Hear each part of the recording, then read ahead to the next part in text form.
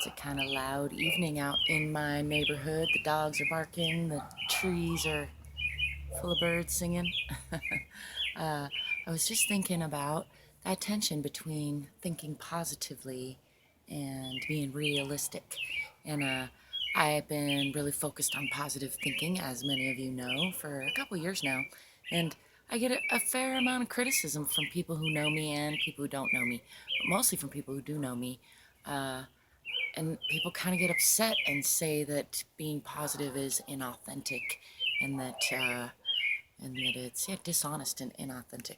And I think a lot about that, and I think the point is being missed. I understand how it can come across that way and even be that way at times, to be focused on the positive when things seem to be negative to most people. But the real trick and crux of the situation is uh, is to reframe things, to find the positive in what would otherwise be negative situations, and not in a fake way, in a really authentic, genuine way. You start to really learn to appreciate where you are and what you have for what it is, and you start to see how you've lined everything up to be where you are now, and that allows you to see how you could line things up in the future to be in another different time and place. And it's not in a way that like I'm dissatisfied with this time and place, but in a way of like I see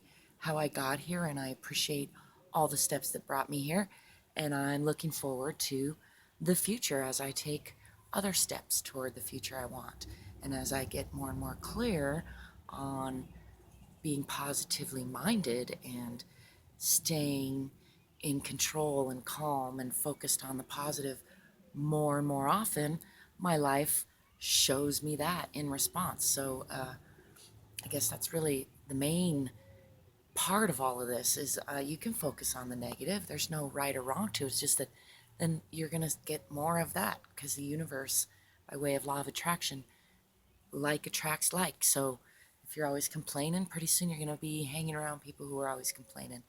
And yeah, as I break myself out of that pattern by creating new patterns of not complaining, then I find myself surrounded by people who are rejoicing in their world more and more often. And that is pretty awesome.